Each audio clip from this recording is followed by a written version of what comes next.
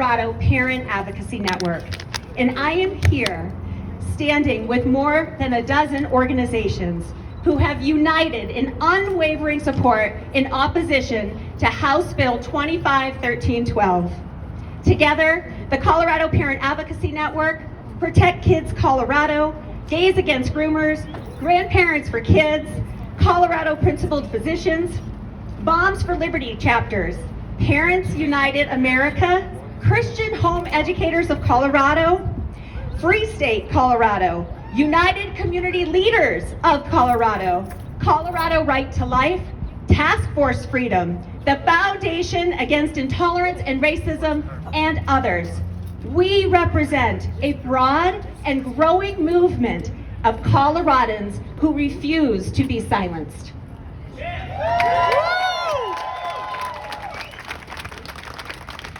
This bill, deceptively titled Legal Protections for Transgender Individuals, would force every Coloradan, including parents, teachers, doctors, business owners, and even children, to affirm a person's declared identity or risk punishment. It's not just bad policy, it is a dangerous mandate that turns free speech into discrimination and parenting into a punishable offense. We have already walked alongside parents who will be speaking today, who have lost custody rights of their children, not for abuse, but for using the name they gave their child at birth. Under House Bill 25-1312, this heartbreak becomes law. It demands forced, un-American ideological compliance in every public space, schools, clinics, courtrooms, workplaces, and punishes anyone who dares to caution their child and say, wait. And yet, despite 32,000 Coloradans signing our petition in opposition of House Bill 25-1312, and despite phenomenal bipartisan public outcry, legislative leadership, the Democratic legislative leadership, is trashing opposition emails and hiding behind false compassion. Let's be clear. 42 of the 43 House Democrats voted yes on this bill when it was heard in the House, and every single Republican voted no.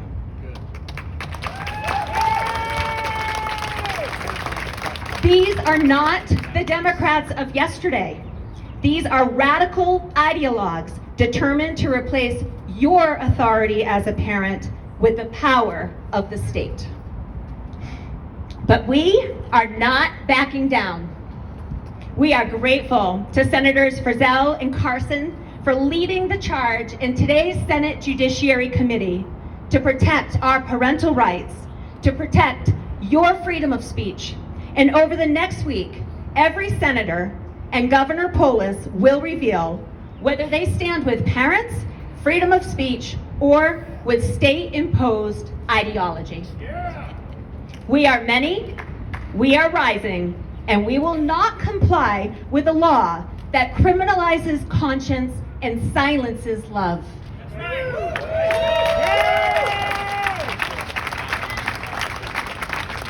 Thank you so much. This conference this morning will be short. There will be opportunity for questions and answers. But most importantly, this is about the families that are being impacted here in Colorado already. This is a bill, it is not even a law, and the practice is to hide gender transitions from parents. Non-legal name changes, which is House Bill 24-1039, that went into law last year under Governor Polis's signature, allows schools to transition your child socially behind your back. And at the Colorado Parent Advocacy Network, we have an incident reporting tool, which is the heart of our advocacy. And we are helping parents across the political spectrum. This is not a political issue. We are helping Democrats, we are helping Republicans, we are helping people that aren't even engaged at all in the public square, who are losing their children to this radical ideology. Today, I'd like to introduce my colleague, my dear friend, and the executive director of Protect Kids Colorado. She is a fierce mama bear, Erin Lee, and she's going to share some brief remarks with you. Thank you. Well, my name's Erin Lee. As you heard, I'm a mama bear. And 4 years ago, my 12-year-old daughter was secretly convinced by teachers and activists in her classroom that she was actually a transgender boy who had been born in the wrong body. By the time I found out what was happening, she'd already been pushed down the path of irreversible medical harm, and we were then bullied with the suicide myth. Would you rather have a living son or a dead daughter? But we did not further our daughter's self-hatred or mental health distress. We helped her through the confusion to be comfortable in her body. And she is now a thriving, happy, healthy, whole 16-year-old girl. But 4 years ago, when we found out about her secret transition and didn't instantly affirm her confusion, my school district sent a mandated reporter to our home for a well child check. And 4 years ago, if House Bill 1312 had been the law in Colorado, I would have lost my child. Since my child overcame her rapid onset gender dysphoria, I've helped hundreds of parents just here in the state of Colorado in very similar situations. This is a social contagion amongst our kids, being perpetuated by schools and social media. And so many families like mine will be ripped apart by this law. Gender ideology has gotten out of control in our state. That's why so many parents, grandparents, and concerned citizens have come together to form Protect Kids Colorado to take matters into our own hands and combat all the radical legislation, the anti-parent, anti-reality, pro-child mutilation legislation that is happening right here under the dome. We have filed 3 ballot initiatives to protect kids from the harms of gender ideology, and we will begin signature gathering late this summer. We invite all Coloradans to carry petitions, to gather signatures, and to help ensure that we make the 2026 ballot and reverse this radical direction of our state. Thank you.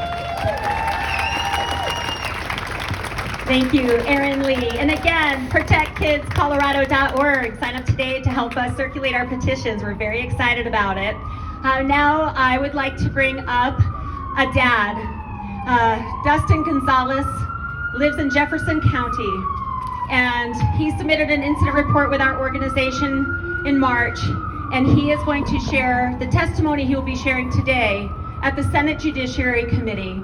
His voice is one of many, and we are so grateful that he has taken the brave and courageous step to speak out about the truth of what is happening.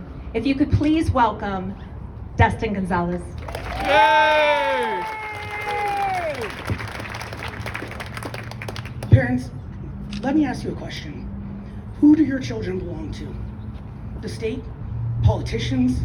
Activist groups behind closed doors? Or to you, the ones who lay down your lives to protect them? If your answer is anything other than the state should decide, then hear me clearly. They are coming for your kids.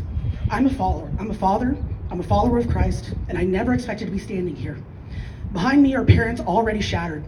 One is being silenced by a gag order, 2 have lost their children completely, and the painful truth is, I'm the lucky one. I still see my daughter, I still have a voice, but I almost didn't, and I didn't speak fast enough. Before this bill was even law, it was already being used. A school counselor and my ex colluded for months to remove me. Not once did the counselor ask for my side, not once did they email, verify, or check, they just affirmed. They just said yes. And that was enough to make me the enemy. I was never abusive, never absent. I asked questions. I offered love. I spoke truth. And they called that harm. Now they want to define harm by ideology and enforce it by law. HB25-1312 doesn't protect, it erases. It tells parents their rights are conditional. Their disagreement is coercion. Their silence is safer than the truth. You don't have to share my faith to understand this. Every parent has a right and a duty to protect their child. Don't expect the politicians to protect you. They won't. Either they think they know better or they've already sold you out. You cannot trust them to defend your family. There is wisdom that warns. Woe to those who call evil good and good evil, who put darkness for light and light for darkness. HB25-1312 is evil. This betrayal is darkness, and we will not let it stand. We have taken the barbs, we've bled, and we still stand. We are forced into this fight. We don't want it, but we will not walk away from it, and we will not be silenced. But now it's your turn. Be our strength. Don't let our voices fall. Act before your children are captured by these people like ours were. Join us, stand now, be counted. Thank you.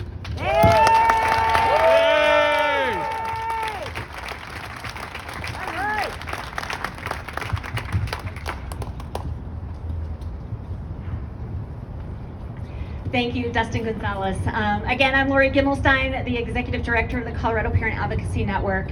And we are now having parents that have already been impacted by this practice, where their children, their custodial rights are being taken from them for simply not gender affirming, for simply just saying, let's talk about this, let's wait. And we are very grateful and very proud to have Cynthia Stein from Durango, Colorado, who has lived through the most heart-wrenching story in the last several months. And she is going to come up and give testimony. Cindy Stein.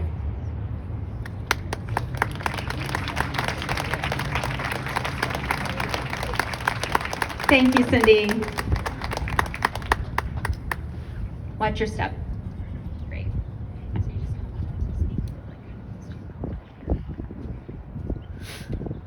Just a moment.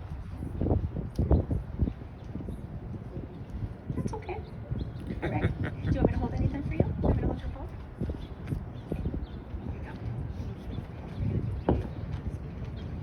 Okay. Hi, my name is Cindy. I live in Durango, Colorado.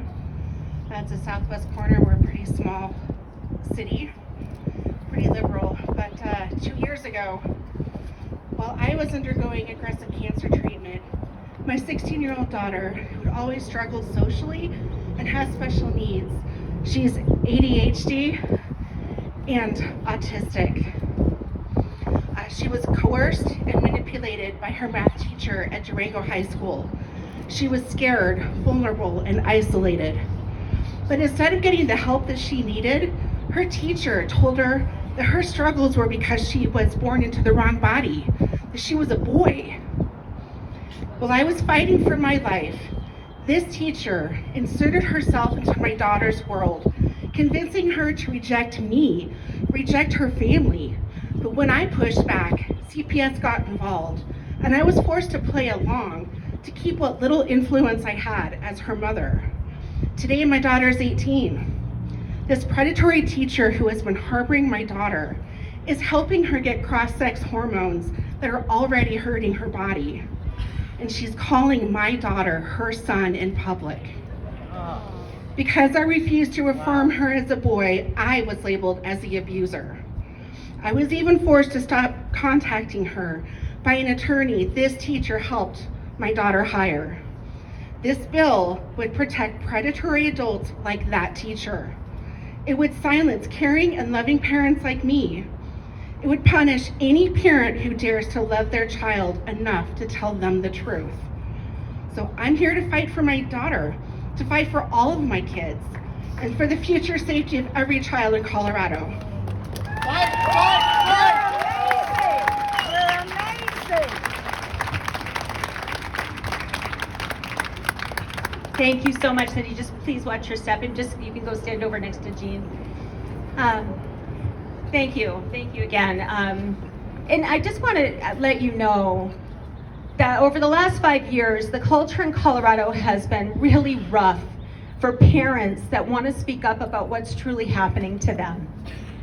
And I am just so grateful that more and more parents are willing to come out and publicly testify about what has happened, because the harm is happening to real families, your neighbors, people you know. And with that, I'd like to welcome a dad that has also become an incredibly good friend of mine, Gene Main from Boulder County, and he is going to share the heartbreaking testimony about what is happening with his child. Gene Main.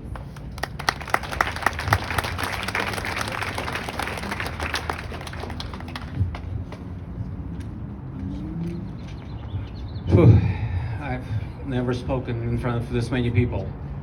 So if I throw up, it will make the news. I can identify. Thank you for allowing me to speak here today. I'm not a good public speaker, I'm just a father trying to protect his child. I was born in the Soviet Union and defected to the United States as a teenager, seeking freedom. I'm not here as a Democrat, I'm not here as a Republican. I'm here as someone who knows exactly what happens when governments insert themselves in between parents and children. HB25-1312 is dangerously familiar to me. It hands the government the power to pit children against parents and parents against each other. Just as all authoritarian regimes have done throughout history, and always in the name of protection, and always ending in heartbreak and tyranny. I know this because I'm living it right now. Today, because I objected to my 13-year-old son being placed on puberty blockers, the courts stripped me of my rights. I'm forbidden to discuss critical issues with my own child. I'm barred from advocating for his care. And I love my child. I was not abusive. I was not negligent. I simply refused to affirm a path that could sterilize and harm my son. And for that, the system silenced me. HB 25-1312 will turn countless more families into battlegrounds. It will tear children away from loving parents, not because they harmed them, but because they dare to protect them. I urge you, vote no on this bill. Protect parental rights, protect families, protect children, and protect freedom. Yes! Thank you.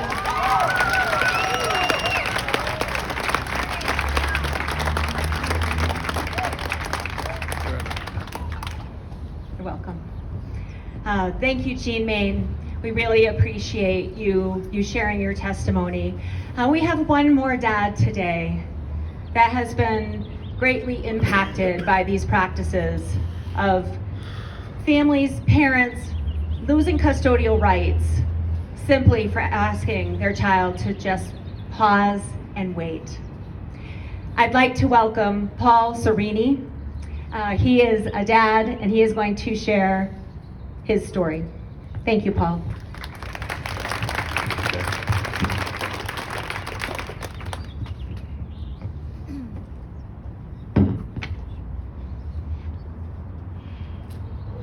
Thank you for coming here today, everybody.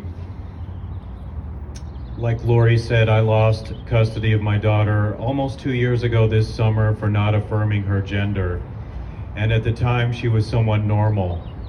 And subsequently, since then, after losing custody of her, I've seen a serious, precipitous decline in her mental and spiritual and physical well-being. She's been suicidal. She has engaged in self-harm. They've taught her to be a very mean, angry person, and now I'm very estranged from her, even though I confess to you all, I love my daughter. I think that I'm the #1 God modeler for my daughter, and I'm desperate to save her, and I'm praying for a breakthrough in the name of Jesus.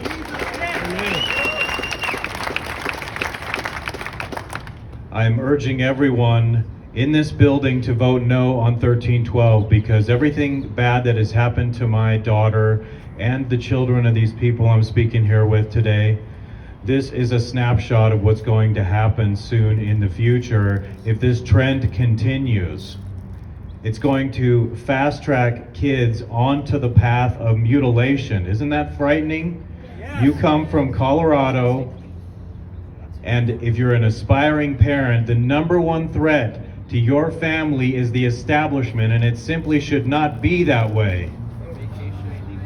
The state is a very bad minister of God's laws, and this is an inversion of reality. There's something demonic about it, and there's something satanic about it, and I won't stand for it. I love my daughter. My daughter's name is Elia, and being a woman is a blessing, and I told her it's a blessing to be a woman. Just like it's a blessing to be a man.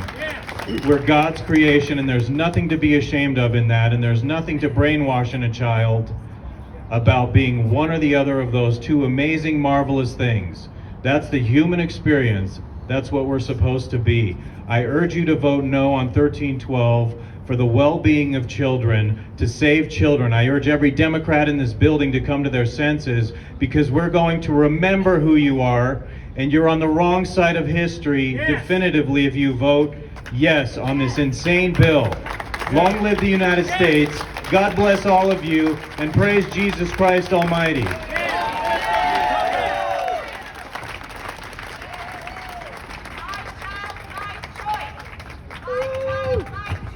That's right. My child, my choice. My child, my choice.